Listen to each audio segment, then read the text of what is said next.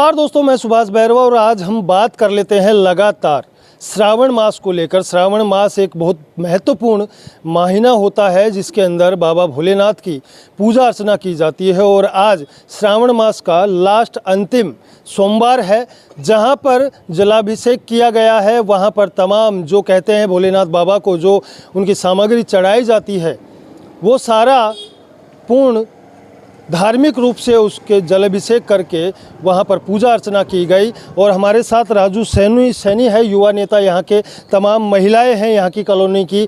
इनके द्वारा आज पूछेंगे कि श्रावण मास की क्या महिमा है, क्योंकि पौराणिक कथाओं के अनुसार इस महीने को बहुत अहम माना गया है और यहाँ पर जो जलाभिषेक किया जाता है भगवान भोलेनाथ को, उसको लेकर लगातार हमारे साथ आज उनसे बात करेंगे कि युवा नेता हमारे साथ राजू सैनी है जिनसे बात करेंगे। सर, आज आपने जलाभिषेक किया है भोलेनाथ बाबा के, श्रावण मास का ये अंतिम सोमवार है, क्या महत्वपूर्णता है भोलेनाथ बाबा की और श्रावण मास में ही क्यों ज़्यादा महत्व दिया जाता है? सबसे पहले तो मीडिया बंधुओं का हार्दिक आभार, आप यहाँ पधारे और मेरे कॉलोनी वासी आंटी जी, भाभी जी, भाई साहब सबका भी मैं धन्यवाद देना चाहता हूँ कि ये मेरे शिव जी पूजन में पधारे समय निकाल करके। आप सबको मालूम है कि श्रावण मास में भोले शिव जी की पूजा की जाती है, क्योंकि विष्णु जी शयन निद्रा में चले जाते हैं। तो जब देवता और राक्षसों में समुद्र मंथन के समय जब युद्ध हुआ था तो चारों तरफ हाहाकार मचा हुआ था कि कैसे इस संसार को बचाया जाए।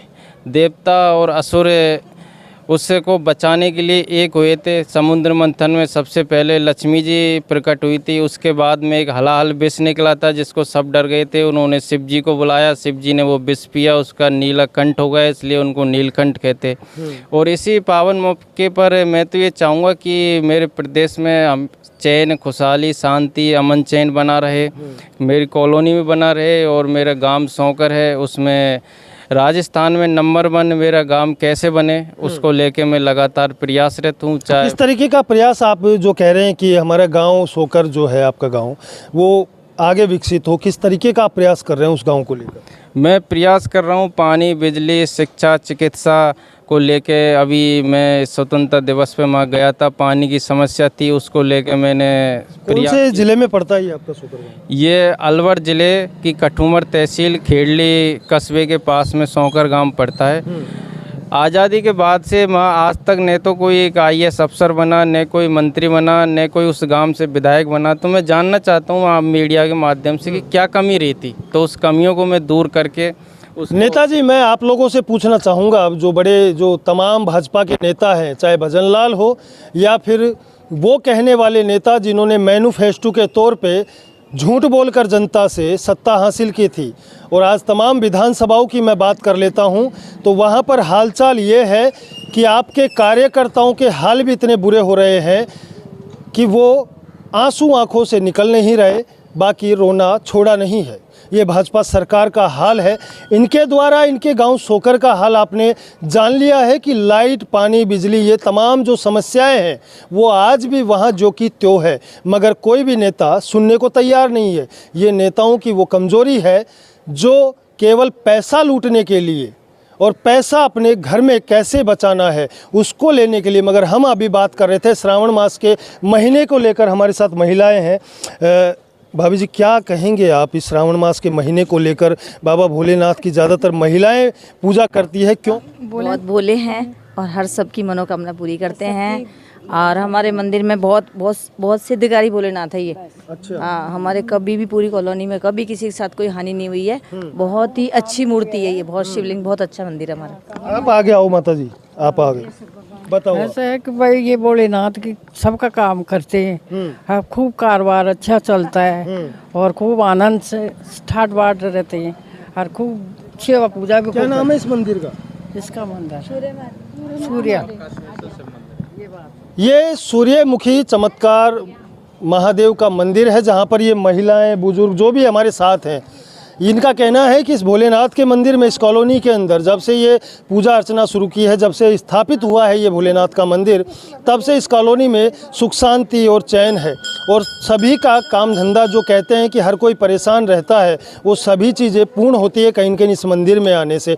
और आज जो जलाभिषेक किया गया है, ये श्रावण महीने का अंतिम सोमवार है और तमाम आज हर जगह पूरे प्रदेश के अंदर भोलेनाथ के मंदिर में भीड़ लगी हुई है श्रद्धालुओं की, जहाँ पर भोले बाबा को कोई दूध चढ़ा रहा है तो कोई क्या चढ़ा रहा है, जो उनको अपनी श्रद्धा अनुसार और भक्ति के भाव के अनुसार जो उनको लगता है वो चढ़ा रहे हैं। आप बताइए, भोलेनाथ बाबा को क्यों चढ़ाया जाता है, खासकर महिलाएं क्यों पूजा करती हैं? सबसे पहले तो मैं भोलेनाथ को सत सत नमन करना चाहूँगी। नमः पार्वती पते हर हर महादेव। मैं भोलेनाथ बाबा को सिर्फ बाबा ही नहीं कहती, ना ही भगवान कहती, मेरे लिए माता पिता सब कुछ है।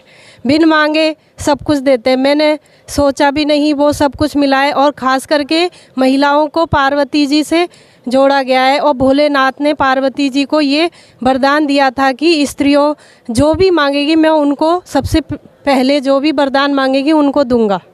इसलिए स्त्रियां और भोले बाबा बहुत ही भोले हैं, इसलिए स्त्रियां सारे देवी देवताओं से अलग होकर के भोलेनाथ को पूजती हैं, ये क्योंकि ये जल्दी ही प्रसन्न हो जाते हैं। बिल्कुल, ये कहीं न कहीं सत्य बात है।